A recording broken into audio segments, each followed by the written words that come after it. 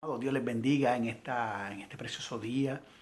Damos gracias al Señor por la oportunidad que nos da de poder llegar hasta sus hogares, de poder bendecirlos en este día. Estamos celebrando la Semana Mayor y hoy es un día especial porque hoy celebramos la resurrección de nuestro Señor Jesucristo. Sabemos que estás en tu casa, sabemos que estás allí cerquita, nos estás viendo a través de estos medios. Saludo a toda tu familia, saludo, ¿verdad?, a toda la gente linda que nos está viendo en este momento. Así que nada, conéctate con nosotros porque tenemos una palabra fresca para ti, una palabra de bendición, una palabra que yo sé que va a llegar al corazón de cada uno de ustedes.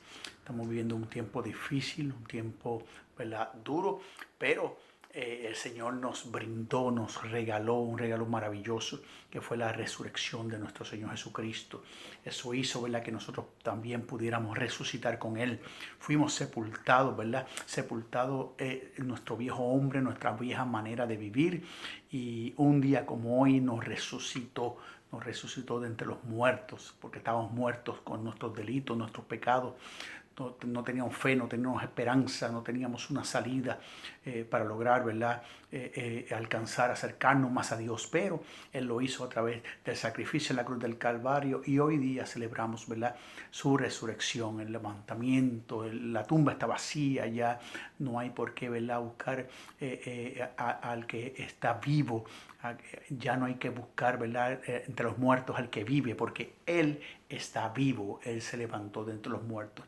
Ahí en el capítulo de Mateo, el capítulo 28, el verso 5 al 6, yo voy a estar dando lectura en este momento, donde la palabra del Señor dice: mas el ángel respondió, dijo a las mujeres: no temáis vosotras, porque yo sé que buscáis a Jesús, el que fue crucificado.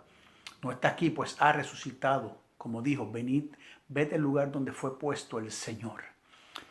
En el primer día, amados, de la semana, el verso 20, yo voy a hacer un recuento, voy a leer lo que dice el capítulo 28 del libro de Mateo.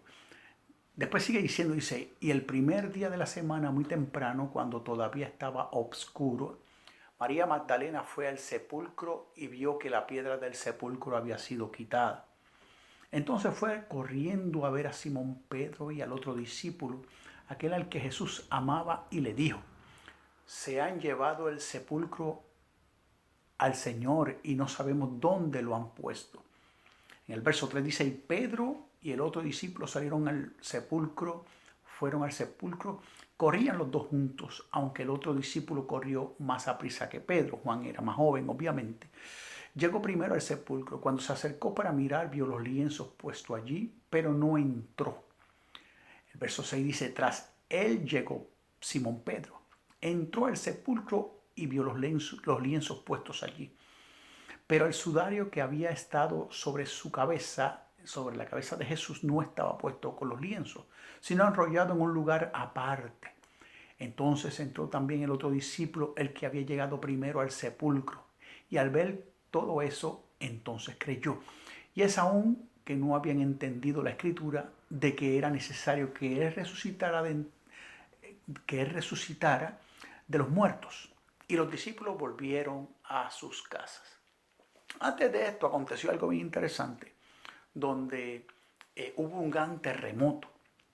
Dice la Biblia que el gobernador había puesto soldados en la tumba para que ninguno, ¿verdad?, robara, porque había comentarios de que ya había dicho el Señor, ¿verdad?, que iba a resucitar el tercer día, y ellos dijeron, bueno, si ellos dicen que va a resucitar el tercer día, es que vienen a robarse el cuerpo. Así que pondremos soldados entonces frente a aquella tumba, y pondremos una piedra de que ninguna persona podría moverla, y obviamente ninguno podría llevarse el cuerpo. Así que habían esas estrictas leyes para esos soldados, de que ellos inclusive no se podían dormir, porque si se dormían, pues obviamente pues, también los iban a matar o los iban a encarcelar. Así que había algo ya dictaminado para que de ninguna manera el cuerpo de Jesús fuera tomado, ¿verdad?, por los discípulos o por los que los seguían. Así que de momento entonces, cuando los soldados están vigilando la cueva, hay un gran terremoto. En ese terremoto, gloria al Señor, pasó algo extraordinario. Dice que se le aparecieron unos ángeles en la tumba. Los soldados que hacían la guardia se pusieron a temblar y quedaron, la Biblia dice, como muertos.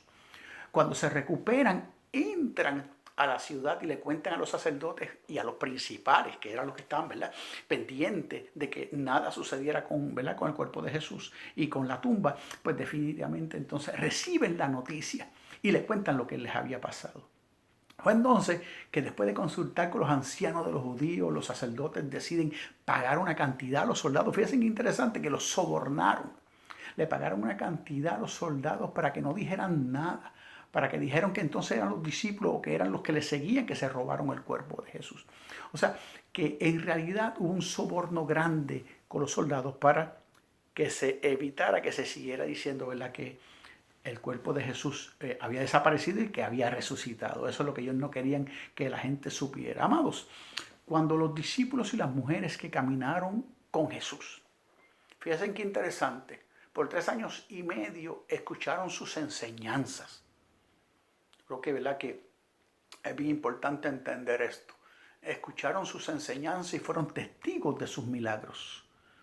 Yo, como hombre de Dios, puedo decir que yo soy testigo del poder de Dios. Un hombre que fue sanado a la edad de 17 años de un ojo izquierdo, donde yo prácticamente no veía absolutamente nada. Me dio una enfermedad que le daba de 1 millón a una sola persona, y esa persona pues fui yo.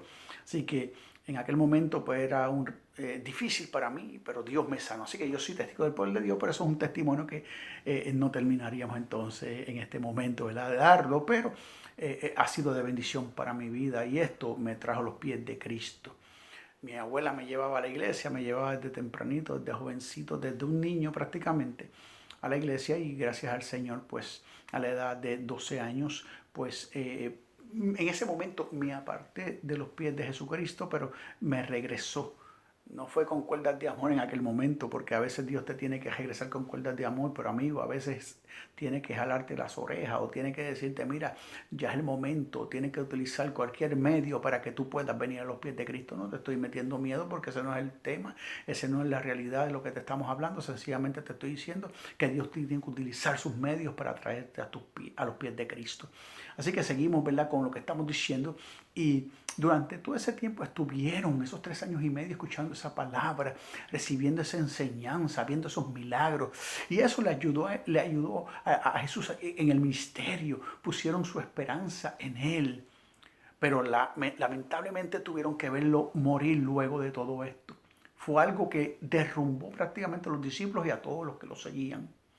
Estuvieron detrás de la cruz, veían con tristeza y con temor y desesperanza cómo la sangre corría por un cuerpo totalmente torturado, cuerpo totalmente devastado, ¿verdad?, por la tortura, y perdonando la redundancia, la tortura del pueblo romano, de los soldados que lo latigaron, del pueblo que le escupió, del pueblo que le martirizó, y vieron toda esa tortura. Tanto así que si vemos a un Pedro dice la Biblia que él agonizaba porque había negado al Señor 3 veces. Una situación bien dura, bien dolorosa. Había negado al Señor 3 veces. Y vemos también entonces que no solamente eso, sino que en esa tercera negación realmente dolió tanto, porque los ojos de Jesús penetraban.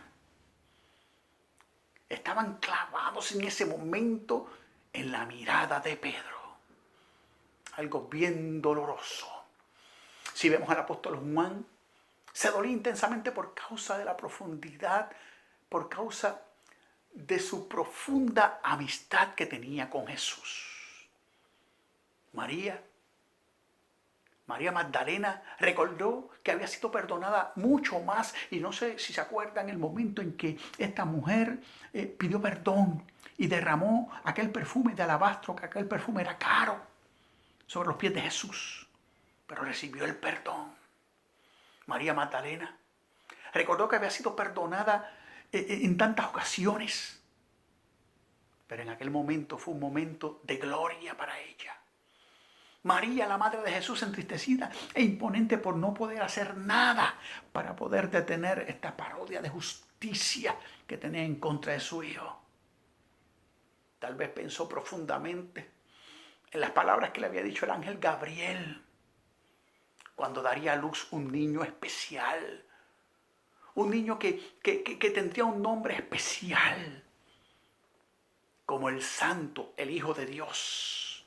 Ahora, María lo veía morir. La confusión se apoderó, amados. Se apoderó de los corazones de aquellos que estuvieron tan cerca de Jesús. Este era aquel a quien había puesto todas sus esperanzas.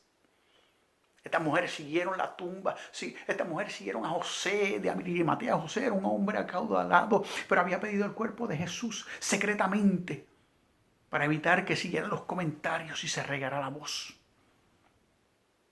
A José no le dio inclusive tiempo de poder embalsamar a Jesús. Así que fueron las mujeres. Las mujeres siguieron a este hombre, a su tumba, a la tumba privada que él tenía. Observaron mientras colocaban el cuerpo de Jesús en ese interior. Y fueron testigos de la piedra rodada enfrente de esa entrada. Amados, durante 3 días se entristecieron y estaban en un desconcierto total. Con muchas lágrimas, con mucha consternación. Imagínense cuando usted tiene un ser querido que pierde, tanto más en este tiempo donde muchos han perdido sus seres queridos y no hay una comitiva, no hay un grupo de personas que te siga o que esté contigo en el momento del dolor. Eso sí duele. Que tengas que enterrar tal vez a tu hijo, o enterrar a tu madre o a tu padre, o enterrar a algún familiar cercano y enterrarlo solo. Porque nadie puede estar cerca de ti debido, ¿verdad?, a esta pandemia, debido a este virus. Algo doloroso, algo triste que muchas familias están pasando alrededor del mundo debido a toda esta situación. O sea que había desesperanza. Toda esperanza ya se había perdido. Finalmente, a última hora del día de reposo, 3 días después de la muerte de Jesús, algunas de las mujeres vinieron al sepulcro, según nos dice en Mateo capítulo 28, el verso 1.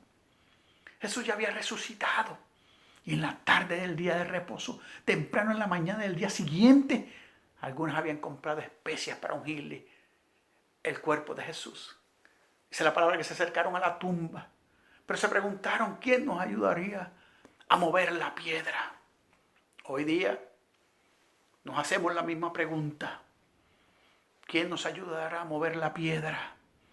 La piedra del dolor, la piedra de la desesperanza, la piedra de la amargura, la piedra tal vez de el odio, la piedra tal vez de la amargura, de esa raíz de amargura que llevas por años padeciendo y todavía no has sido sanado. Tu corazón todavía sigue herido por circunstancias o por problemas que te han pasado o que tuviste en el pasado y no has podido entender cómo solucionarlos. La piedra de la soledad, porque hoy día tal vez te encuentras solo, porque ya no puedes abrazar a tu hijo, o no puedes abrazar a tus padres, o no puedes abrazar a alguien y decirle lo mucho que tú quieres o lo mucho que lo amas. Por eso te encuentras solo. Ya no está en la llegada de la familia, cuando la familia venía corriendo, ¿verdad?, a nuestro hogar y nos abrazábamos y compartíamos unos con los otros. Ahora mismo en este momento eso no existe. Y eso te tiene atormentado. Esa es una piedra en el camino en el cual a veces entendemos que no la podemos mover. El único que tiene esa autoridad para mover esa piedra se llama Jesús. El único que tiene esa autoridad para decirle piedra, muévete, Jesús. Dejemos que la palabra de Dios termine con lo que ya está haciendo con nosotros su pueblo. Decían entre sí, ¿quién nos removerá la piedra? Pero cuando miraron, vieron removida ya la piedra, que era muy grande. Y cuando entraron al sepulcro, la palabra dice que vieron a un joven sentado al lado derecho, cubierto en una larga ropa blanca, y ellas se espantaron. Mas él les dijo, no os asustéis, no tengan miedo. Buscáis a Jesús de Nazaret, el que fue crucificado, ha resucitado, no está aquí. ¿Qué clase de sorpresa más extraordinaria? ¿Qué clase de milagro más extraordinario? Y así como Él resucitó, ustedes y yo también hemos resucitado. porque nos encontrábamos entre la espada y la pared. No sabíamos qué decidir, si seguir una vida desordenada, una vida totalmente desenfrenada, o volvernos a Dios y ordenar nuestros caminos como verdaderamente los tenemos que ordenar. Dice la palabra que cuando el ángel les habló, ha resucitado, no está aquí. Mirad el lugar donde le pusieron.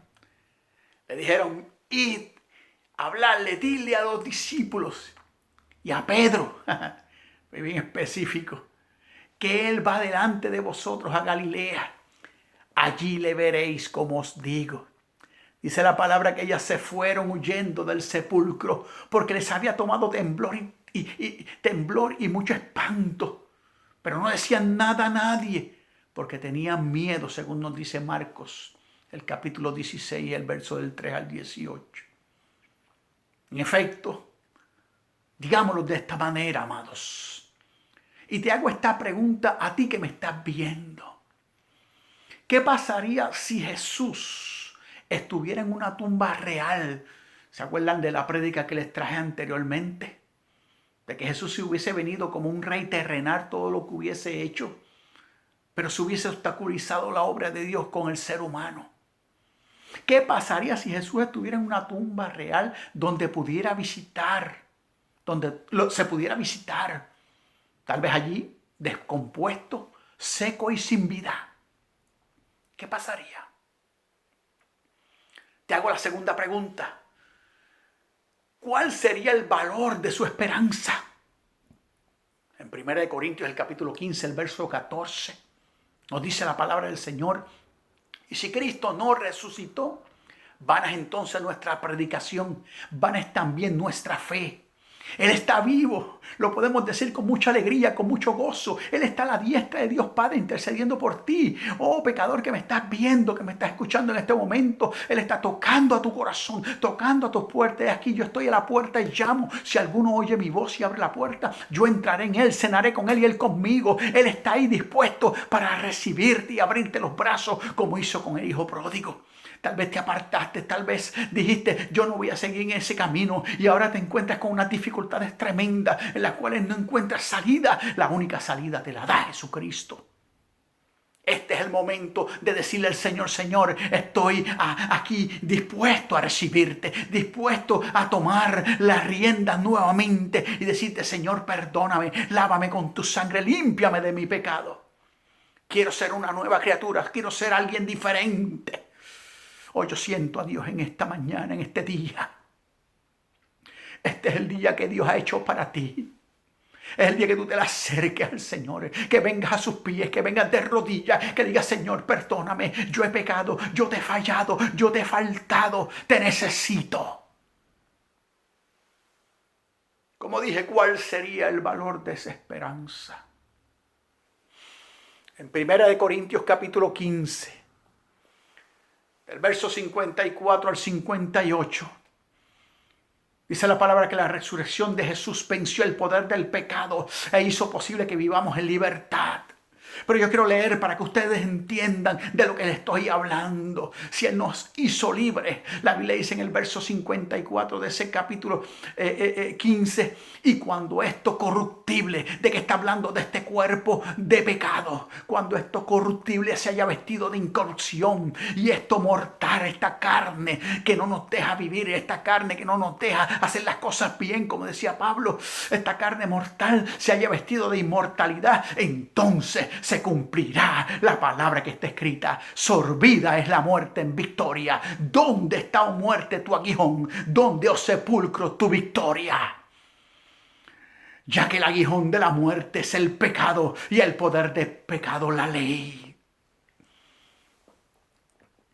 Ya no vivirás bajo la ley y bajo el pecado, porque hemos vencido la muerte como Él la venció también. Porque lo que nos resta es un estado, aleluya, de vida eterna. Una vida eterna que nosotros estamos proclamando porque tenemos la esperanza de poderla vivir. La Biblia dice: yo pues voy a preparar lugar para vosotros, para que donde yo estoy, vosotros también estéis. Dios está preparando lugar para nosotros. Él lo está haciendo ya. Y estoy seguro que pronto vamos a recibir esa bendición. Es por eso que en este momento te digo, hijo mío, dame hoy tu corazón. Es el momento de entregarte a Él y decirle, Señor, aquí estoy. Quiero orar por ti en este momento. Padre, en el nombre de Jesús, presento ahora mismo a aquellos que me están viendo en este momento, que le entregan el corazón a Jesús. Te entregan el corazón, Señor. Perdónalos, lávalos con tu sangre preciosa y límpialos de su maldad. Escribe su nombre en el libro de la vida del Cordero. Y que ahora mismo, Señor, abren las puertas del corazón para que tu corazón entre a ellos, Señor. Oh, aleluya. Y puedan ver tu gloria, la gloria del unigénito Hijo de Dios. Dios te bendiga, Dios te guarde y sea el Señor llenando tu corazón de vida nueva. Mi paz os dejo, mi paz os doy. No como el mundo la da, yo os la doy. Dame hoy tu corazón. Bendiciones. Este fue su pastor, José Martínez, que le saluda en el amor de Jesucristo. Adelante en el Señor, siempre. Adelante. Bendiciones.